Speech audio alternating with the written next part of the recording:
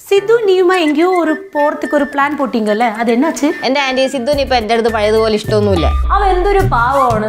നിന്റെ അടുത്ത് ചോദിക്കാതെ എന്തെങ്കിലും അവൻ ചെയ്യാറുണ്ടോ? ആ സ്നേഹമൊന്നും ഇവക്ക് അവനോടില്ല. അപ്പൊ ഈ കാണിക്കുന്നൊക്കെ വെറുതെ അഭിനയമാണ്. എന്റെ ചങ്ക് പറിച്ചു നോക്ക്, അവിടെ ലജ്ജുസ് ഉണ്ടോ? ഞാൻ പലതവണ പറയുന്നുണ്ട് ഈ സ്നേഹം എന്ന് പറഞ്ഞ സാധനം അഭിനയിക്കരുതെന്ന്. എന്താണ് പ്രശ്നം? പ്രശ്ന പരിഹാരത്തിന് സിദ്ധു ഒരു സൂത്രം ഒപ്പിച്ചിട്ടുണ്ട്. ലജ്ജുസിന് ഞാൻ ഒരു സൂത്രം കാണിച്ചോട്ടെ. എന്തോന്ന് ഞെട്ടരുത്.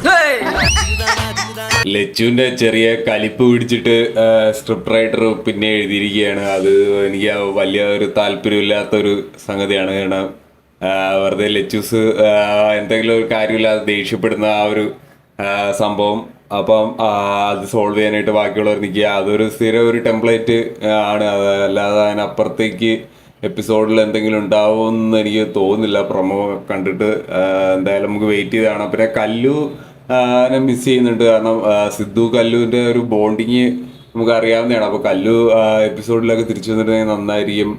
പിന്നെ കുറച്ച് ട്രിപ്പിൻ്റെ ഒരു എപ്പിസോഡ്, സിദ്ധു ട്രിപ്പിൻ്റെ ഒരു എപ്പിസോഡ് നമുക്ക് നല്ല രീതിയിൽ മിസ് ചെയ്യുന്നുണ്ട്. അപ്പോൾ അങ്ങനെയുള്ള ഒരു ക്രിയേറ്റീവ് ആയിട്ടുള്ള എപ്പിസോഡുകൾ, അല്ലെങ്കിൽ വീട്ടിനകത്ത് തന്നെയാണെങ്കിലും കുറച്ച് ക്രിയേറ്റീവ് ആയിട്ടുള്ള എപ്പിസോഡുകളാണ് പ്രതീക്ഷിക്കുന്നത്. ഇപ്പോൾ ഇന്നത്തെ എപ്പിസോഡിൻ്റെ പ്രൊമോ എനിക്ക് അത്ര പ്രോമിസിങ് ആയിട്ട് തോന്നിയില്ല. നിങ്ങളുടെ അഭിപ്രായം എന്താണെന്ന് വെച്ചാൽ കമൻറ്റ് ചെയ്യുക. ഇനി വരുന്ന എപ്പിസോഡുകളെങ്കിലും കിടലിൽ ഇൻട്രസ്റ്റിംഗ് ആക്കാനായിട്ട് ഉപ്പുമുളക്